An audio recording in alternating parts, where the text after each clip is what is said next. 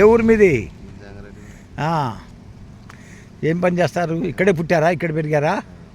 ఏం చదువుకున్నారు? ఏం చదువుకోలే? పిల్లలు ఏం చదువుతున్నారు? మరి ఎన్ని ఎకరాల పొలం ఉంది? మరి మీ పిల్లలు నీ తర్వాత మీ పిల్లలు ఈ పొలాన్ని చేస్తారా? ఎట్లా చేస్తారు? చేయరుగా. మరి ఎట్లా మరి దీని గతి? అమ్ముకున్నా కూడా ఇప్పుడు రైతే రాజు అంటారు.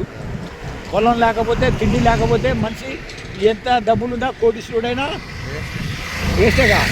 మరి అదే నాకు ఆ డౌట్ వస్తూ ఉంటుంది ఎప్పుడు. ఇప్పుడు చదువు ఎక్కువైపోయి అందరూ ఎక్కడికెక్కడ బతుకుతున్నారు కదా.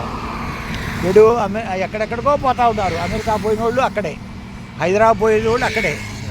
మరి ఇంకా ఇంకా ఇంకా పొలాలన్నీ ఇంకా ఏమవుతున్నాయి? లాస్ట్కి రియల్ ఎస్టేట్ బిజినెస్ అవుతుంది. మరి నాకు అదే డౌట్ వస్తూ ఉంది. చేయకపోతే ఎట్లా మన ఇండియా పరిస్థితి? అంతేనా? అట్లా అయితే మరి ఆకలి చావులు వస్తాయిగా. ఆకలి కొట్టుకోవాల్సిందేగా. బిస్కెట్కి ఏది ఏంటది? మందు అది? ఏం మందు అది?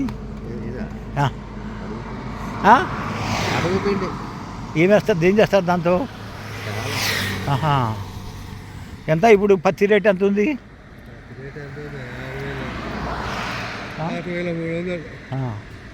ఎంత వస్తుంది ఎకరానికి?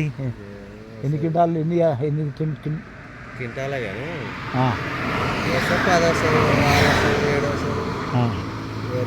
ఎంత కాలం పడుతుంది మొత్తం కాపు వేసే దగ్గరికి? 4 నెలలు. నీళ్ళు ఉన్నాయా? నీళ్ళు లేవా? మరి ఎట్లా మరి? ఒరే పెడతారు. బోర్ లేదా? ఓన్లీ ఇది వర్షం నీళ్ళతోనేనా? మరి ఎండిపోతే ఎట్లా? మరి ప్రభుత్వం వల్ల మీకేమన్నా లాభం ఉందా? ఏదో రైతు బంధు అంటారు, ఇంకోటి ఏదో అంటారుగా. బంద్ అయినాయా? వాళ్ళు ఇచ్చిండ్రా? కేసీఆర్ వాళ్ళు ఎంత వేసిండ్రు? మరి ఎందుకు మరి ఆయన గెలిపించిండ్రు మరి కాంగ్రెస్ని? అంతేనా? అయ్యా, అదే ఇప్పుడు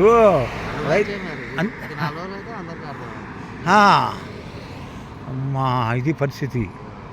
అదే బస్సులన్నీ ఫ్రీ అయిపోయినాయి, అందరు ఎక్కిపోతూ ఉన్నారు. అది లేడీస్ అంతా లేడీసే ఉంటారు అందరు బస్సులో. మరి ఎంత ఇది? దీనివల్ల ఎన్ని అనర్థాలే కదా. ఇది పరిస్థితి తెలంగాణ.